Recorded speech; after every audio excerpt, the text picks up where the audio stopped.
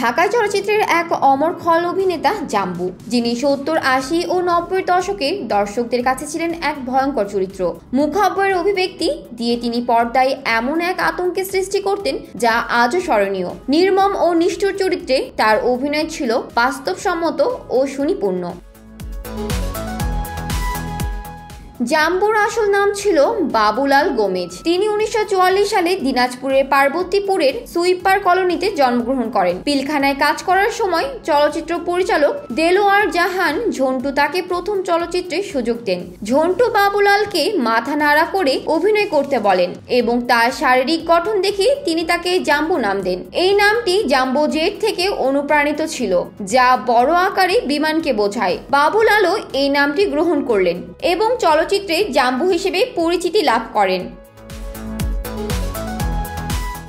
জাম্বু তার ক্যারিয়ারে অসংখ্য চলচ্চিত্রে খলনায়ক চরিত্রে অভিনয় করেছেন। তার অভিনয়ের স্টাইল ছিল রুক্ষ ও ভয়ঙ্কর, যা তাকে দর্শকদের কাছে জনপ্রিয় করে তোলে। তিনি আত্মরক্ষা, হিরো, রকি, মোহাম্মদ আলী, নবাব সিরাজউদ্দৌলা, রাজলক্ষ্মী, শ্রীকান্ত প্রভৃতি চলচ্চিত্রে উল্লেখযোগ্য ভূমিকা পালন করেন।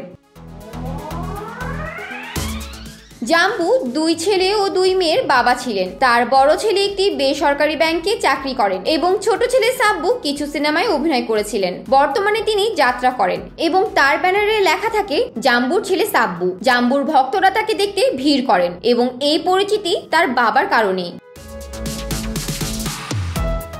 2004 সালে 3 মে জাম্বু মৃত্যুবরণ করেন।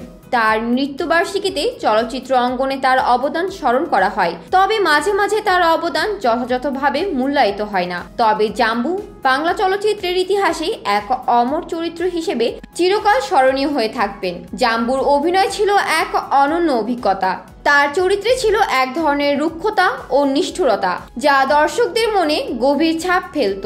তিনি ছিলেন সেই সময়ের এক অপ্রতিদ্বন্দ্বী খলনায়ক, যার উপস্থিতি পর্দায় ছিল এক ভিন্ন মাত্রার। জান্নাতুল ফেরদৌস, শোবিজ 24, ঢাকা।